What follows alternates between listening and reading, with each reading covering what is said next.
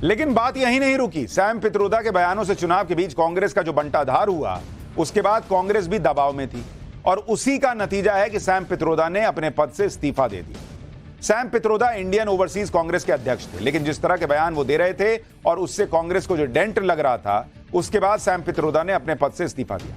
कांग्रेस नेता जयराम रमेश ने social media पर लिखा कि सैम पित्रोदा ने अपनी मर्जी से इंडियन ओवरसीज कांग्रेस के अध्यक्ष पद से इस्तीफा देने का फैसला किया है और कांग्रेस अध्यक्ष ने उनका इस्तीफा स्वीकार भी कर लिया है। शायद कांग्रेस को लग रहा है कि इससे कुछ डैमेज कंट्रोल होगा, यानी मोदी का विकेट लेने चले सैम पित्रोदा का विकेट खुद डाउन हो गया।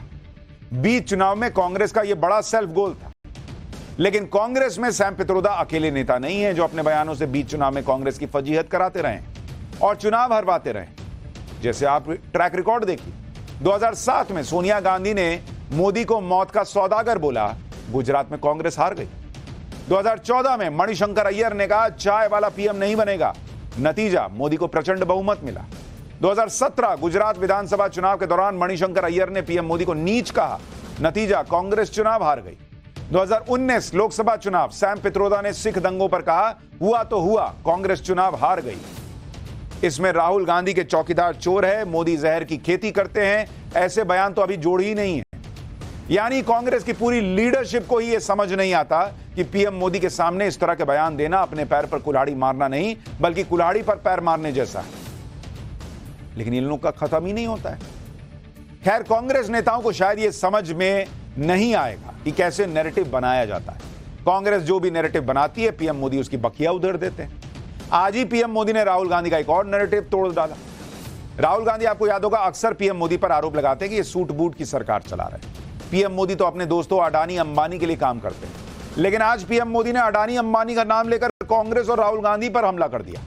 पीएम मोदी ने कहा कि पहले राहुल दिन में 5 बार अडानी अंबानी की माला जपते थे, लेकिन चुनाव की घोषणा के बाद से अडानी अंबानी का नाम नहीं ले रहे। पीएम मोदी ने सवाल पूछा कि क्या कांग्रेस की अडानी अंबानी से कोई डील हो गई है क्या बोरे में भर भर के पैसा कांग्रेस को टेम्पो में आया है क्या?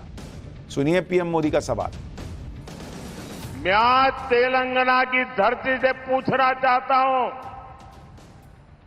जरा ये साझादे घोषित करें कि इस चुनाव में ये अंबानी अडानी से कितना माल उठाया है, काले धन के कितने बोरे भर करके रुपये मारे हैं, क्या टेम्पो भर करके नोटे कांग्रेस के लिए पहुंची है, क्या सौदा हुआ है? आपने रातों रात अंबानी अडानी इनको गाली देना बंद कर दिया। जरूर दाल में कुछ काला है।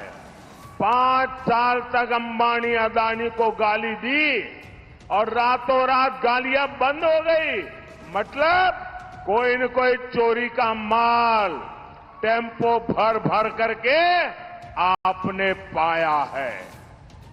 ये जवाब देना पड़ेगा देश को।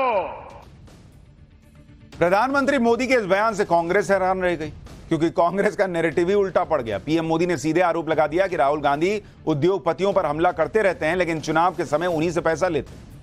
पीएम मोदी के बयान के बाद तो कांग्रेस नेता ये गिनाने में जुट गए कि राहुल गांधी ने कितनी बार अडानी और अंबानी का नाम लिया। सुनिए हड़बड़ी में कांग्रेस नेता क्या कह गए। आज ये कह रहे हैं, भाषण में इन्होंने आज कहा है कि राहुल जी अडानी अंबानी का नाम नहीं ले रहे हैं। अरे वाह, रोज तो लेते हैं, रोज हम इनकी सच्चाई आपके सामने इनका खुलासा करते हैं।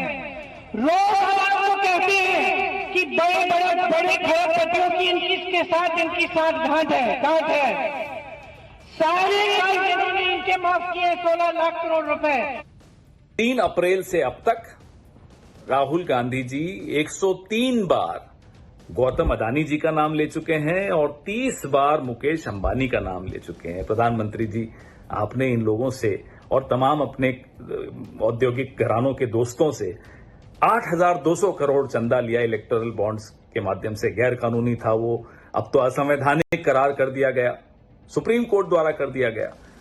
पैसा लेते वक्त तो आपको कुछ नहीं फर्क पड़ा, अब जब जरा सा चुनाव हारने की स्थिति में आए तो इन्हीं के खिलाफ हो गए। कांग्रेस के नेता तो पीएम मोदी के बयान पर सफाई दे ही रहे थे। शाम होते होते राहुल गांधी का भी रिएक्शन आ गया। राहुल गांधी जो अडानी अंबानी करते रहते हैं, वो अब अडानी जी और अंबानी जी कहकर पीएम मोदी से सवाल पूछ रहे हैं। राहुल ने कहा कि पीएम मोदी को कैसे पता चला कि टेम्पो में भरकर पैसा आता है, क्या ये उनका व्यक्तिगत अनुभव है। साथ ही राहुल ने यह भी कहा कि पीएम मोदी ईडी और सीबीआई से इसकी जांच कराएं। सुनिए राहुल गांधी को, फिर कांग्रेस और अडानी के रिश्तों की सच्चाई बताऊं। नमस्कार मोदी जी, थोड़ा सा घबरा गए क्या? नॉर्मली आप बंद कमरों में अडानी जी अंबानी जी की बात करते हो, पहली बार आपने पब्लिक में अडानी अडानी अंबानी बोला। और आपको यह भी मालूम कि ये टेम्पो में पैसा देते हैं, क्या ये आपका पर्सनल एक्सपीरियंस है क्या? एक काम कीजिए, सीबीआई ईडी को इनके पास भेजिए ना, पूरी जानकारी करिए, इंक्वायरी कराइए, जल्दी से जल्दी कराइए, घबराइए मत मोदी जी। एक सच्चाई यह भी है कि राहुल गांधी भले अडानी पर हमला करते रहे हों, लेकिन कांग्रेस शासित राज्यों में अडानी के इन्वेस्टमेंट से राहुल को कभी कोई दिक्कत नहीं। इसी साल जनवरी में तेलंगाना की कांग्रेस सरकार के साथ अडानी ग्रुप ने 12,400 करोड़ के प्रोजेक्ट की डील साइन की। जून 2023 में कर्नाटक की कांग्रेस सरकार ने अडानी का स्वागत किया। अडानी ने 1 लाख करोड़ के निवेश की बात कही। अक्टूबर 2022 में राजस्थान में तत्कालीन गहलोत सरकार के दौरान 60,000 करोड़ का निवेश किया अडानी ग्रुप ने। जून 2020 में गहलोत सरकार के दौरान ही अडानी ग्रुप ने राजस्थान में 50,000 करोड़ का निवेश किया। छत्तीसगढ़ में भूपेश बघेल सरकार के दौरान हजारों करोड़ का निवेश हुआ। यानी राहुल गांधी एक तरफ चिल्लाकर अडानी पर हमला कर रहे हैं, दूसरी तरफ कांग्रेस की ही सरकारें अडानी के स्वागत के लिए पलकें बिछा रही हैं। और अडानी ग्रुप ने कांग्रेस शासित राज्यों में जमकर निवेश भी किया है। लेकिन चुनाव में किस तरह से नैरेटिव बनता है, बनाया जाता है और क्या क्या होता है, इसको आपने देख लिया। एक नैरेटिव, और बड़ा गंभीर नैरेटिव यह भी बनाया जा रहा है कि ईवीएम में कुछ गड़बड़ी चल रही। पाठशाला में अब अगली क्लास, जिसमें आपको बताऊंगा कि वोट पड़ जाने के बाद ईवीएम में क्या गड़बड़ी कर रहा है चुनाव आयोग, इसका सच क्या है। वोटिंग प्रतिशत बताने में देरी, फिर नंबर बदल गया, हेरफेर का पूरा सच आज आपको बताऊंगा। ईवीएम पर अभी से लग रहे आरोपों का हर सच बताने वाला कंप्लीट चैप्टर अब खोल रहा हूं।